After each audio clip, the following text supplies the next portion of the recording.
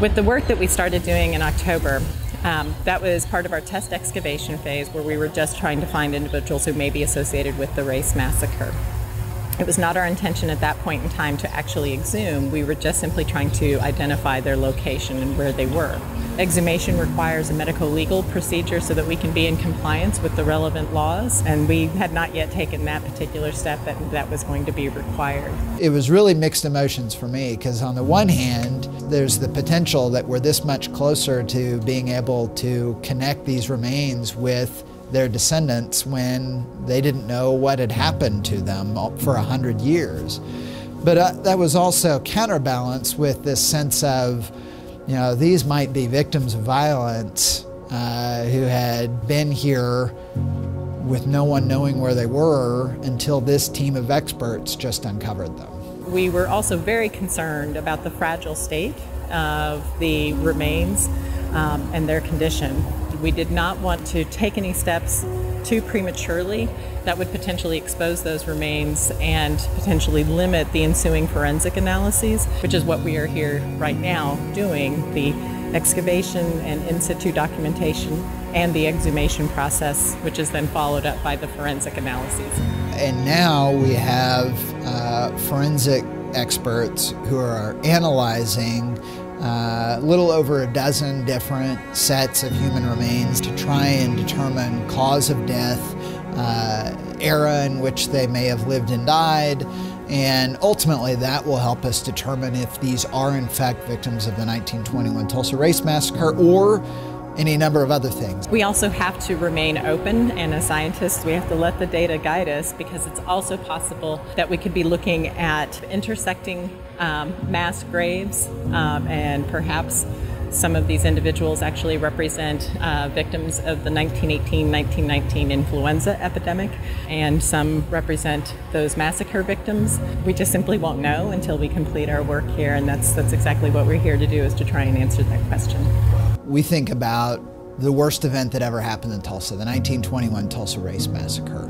And the victims of that event, their families did not have their city follow through on what is just a fundamental compact between citizens and the city where they live, which is that if you're murdered in the city will do everything it can to find out what happened to you and give your family the opportunity to give you a proper burial and to render justice for your family. And Tulsa completely failed in all regards in 1921 when it came to the victims of the race massacre.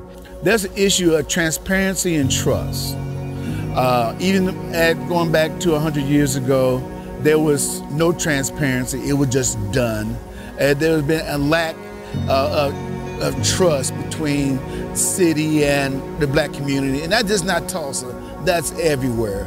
And so the voice of the committee is very important to say the yes and say the no's in certain situations when involved in each step in this process. And that's why this project is so important, not just to do right by the families, but to be the kind of city that treats everyone equally. We can't go back in time. All we can control is what we do now.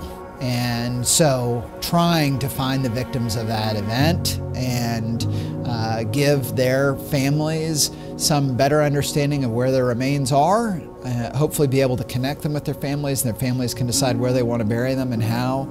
All of that is really important to us as a community. The steps that we're taking here today could not have happened but for the decades of work and commitment on the part of so many others to try to keep this story alive. Whether that was from the standpoint of family members who passed these stories down from one generation to the next, but also the city of Tulsa and their commitment and the commitment of Mayor Bynum to see this through, to make this happen. And the Public Oversight Committee members in particular, the fact that they are so heavily engaged both in the planning process but also as observers and monitors with us out here on site, watching what we do, offering comments, asking questions.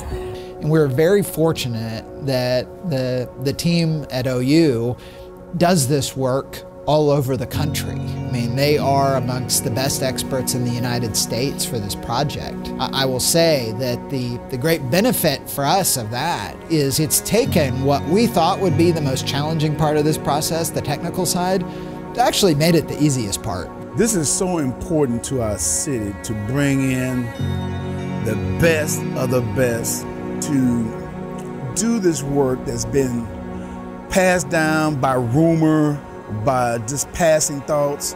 We needed a group, we needed an organization that put rumors to a test and rule out the rumors and get down to the bottom end of it.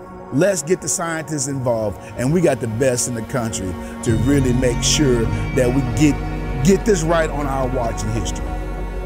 Of course, the nature of this specific situation, the gravity of this particular moment, it weighs very, very heavily. And to think that we are part of an effort to shed light on this tragedy and to obtain information that has been elusive for 100 years, and more than that, have been intentionally hidden. It's extremely humbling to be part of that effort and to be part of this incredible team. We have a big team of incredibly talented folks who are working on this effort, both from the standpoint of the scientists, but also members of the local community that are making this happen. And I feel very lucky and honored to be part of that effort.